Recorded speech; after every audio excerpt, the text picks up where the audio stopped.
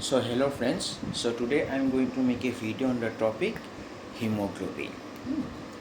So first of all that I want to recall again about the erythropoiesis, about the steps of erythropoiesis. So you can see here that in the erythropoiesis stage, that polychromatophil erythroblast, it is the first stage in the erythropoietic synthesis where hemoglobin first appears, and you can see here that in the subsequent stage, like in the orthochromatic erythroblast reticulocyte stage, so here that is hemoglobin, so here concentration goes on increasing, so therefore that is I mentioned that hemoglobin concentration goes on increasing, and this mentioned in your book. So you can see here that synthesis of hemoglobin begins in the polychromatophil erythroblast and continues even in the reticulocyte stage of red blood cells.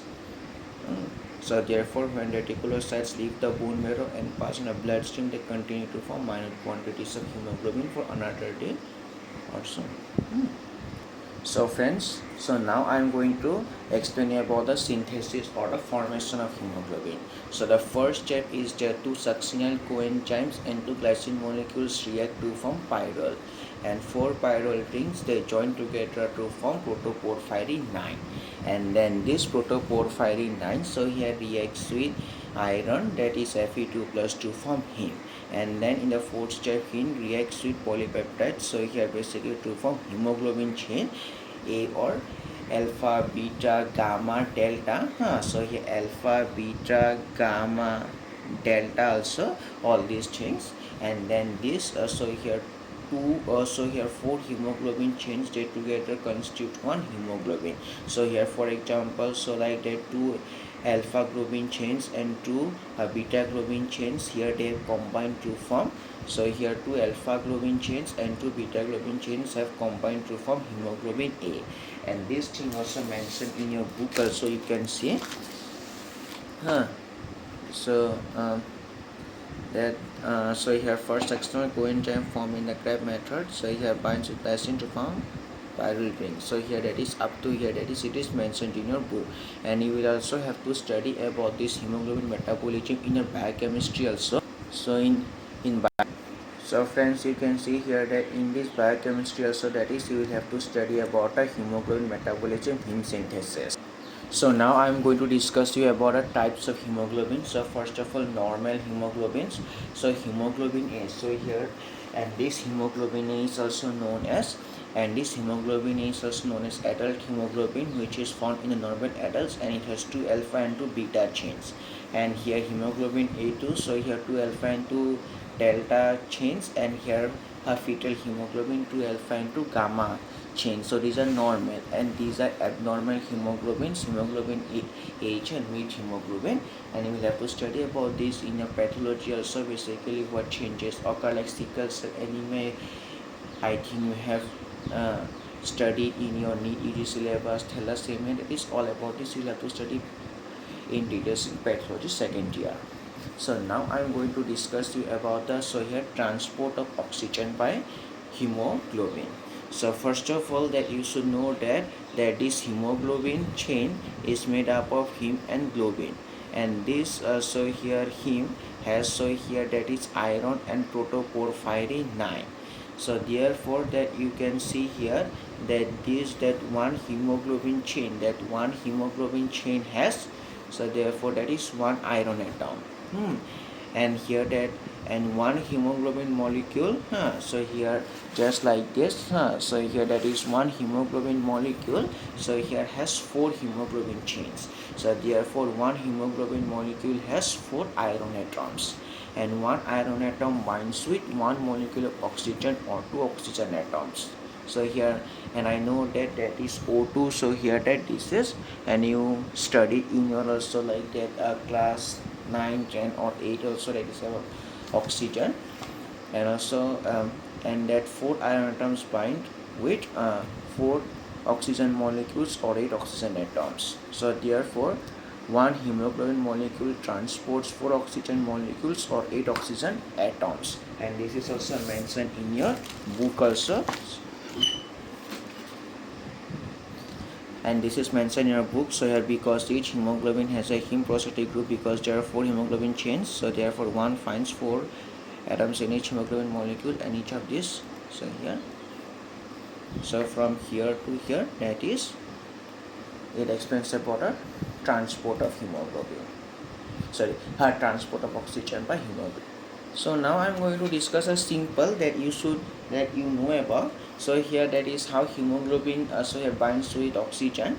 So here that and you can see here that it is a tissue. So here that it is a so here that tissue, and here basically oxygen binds with iron. So therefore in hemoglobin, and this is a loose bone. So therefore that this bone easily breaks and oxygen transport to the tissues. Easy transportation. So therefore I written that oxygen forms a loose coordination bond with iron atom, and this helps in easy release of oxygen in tissues. Simple. So now I am going to explain about a transport of iron. So therefore that you, so here that this is a lumen of small intestine cell, and this is the blood. So first of all, that is from lumen, that is iron is transported into small intestine, and then from small intestine that it is transferred into blood. So then this iron is absorbed. But first and second, that this iron, so here binds with apotransferrin to form transferrin molecule, and then this transferrin molecule, so here like that, causes the transport of iron. Basically when any tissues so require iron, then this iron is transported from this transferrin to tissues. So this is also mentioned, in your book also.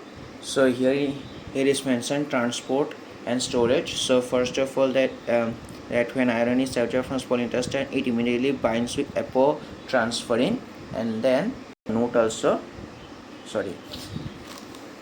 so friends, that you can see here that it is mentioned also, that is about this, when iron is absorbed from small intestine, it immediately binds with apotransferrin to form, so here, transferrin, and then this transferrin transports iron in the plasma, and iron is loosely bound in the transferrin and can be released to any tissues at any point. And iron is stored in the form of ferritin.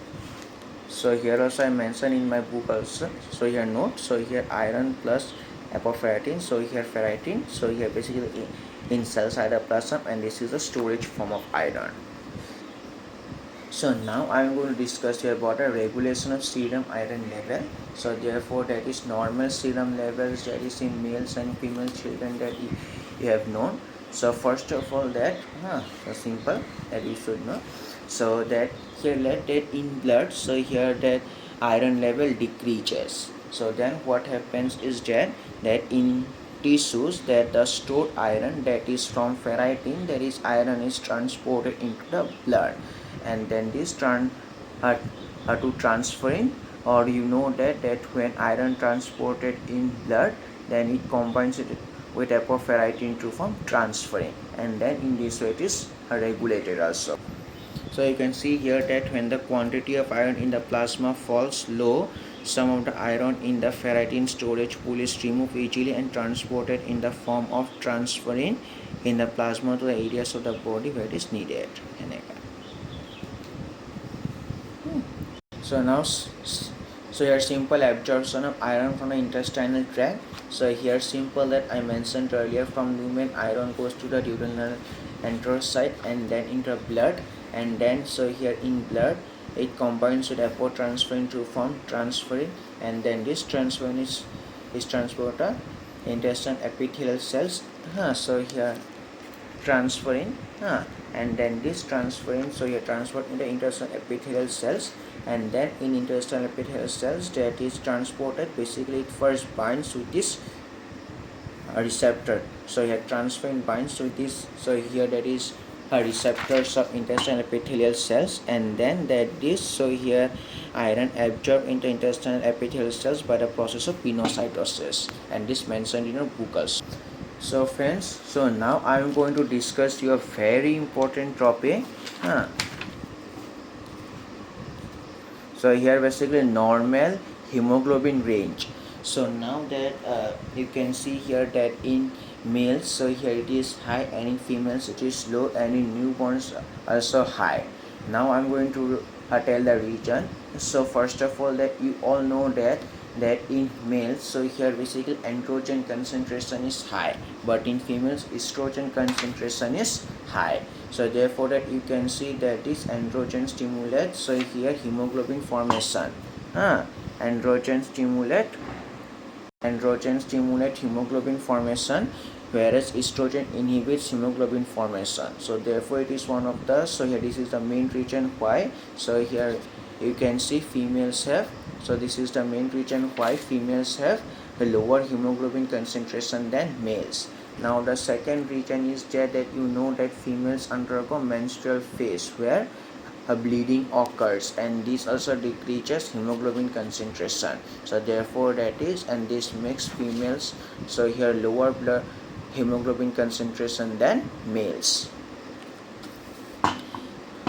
So friends, that you know that in the video of erythropoiesis that I mentioned that here hypoxia and hormones they have, so here important role in so here that in the formation of erythropoiesis. And you also know that this hypoxia also stimulates erythropoiesis and hemoglobin formation. So this is the physiological reason why so here persons living in that is altitude areas they have high hemoglobin or RBC count is a physiology. So therefore that is I mentioned that so here, so basically that is at a time of birth, so here newborns lungs are not fully developed, so therefore they remain in hypoxic state, and this stimulates more hemoglobin formation, and therefore that is, and also fetal hemoglobin has more affinity to oxygen than adult hemoglobin, but that this, so here that they remain in hypoxic state, this stimulates more hemoglobin formation, and therefore so here basically newborns have more hemoglobin concentration than adults also. And then this normal range of hemoglobin, and that is why females have lower hemoglobin concentration than males, and all this, so here factors that which come in your 5 also. And also that while studying anemia, that is you must mention, so here you will study about abnormality of hemoglobin concentration, and also and in anemia that in anemia, that is you must mention about the age and sex, both these things, because that is hemoglobin concentration is not same in all ages and sexes. So that's all about the hemoglobin. So if you have liked the video, so please subscribe, and if you have found interest, so please join me.